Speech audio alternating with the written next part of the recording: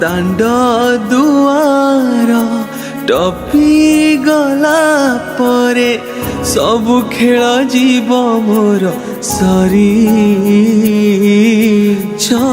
खंड काठर ए सवारी से सवारी रे मु जीवी से पारी खंड काठर ए सवारी से सवारी रे मु जीवी से पारी।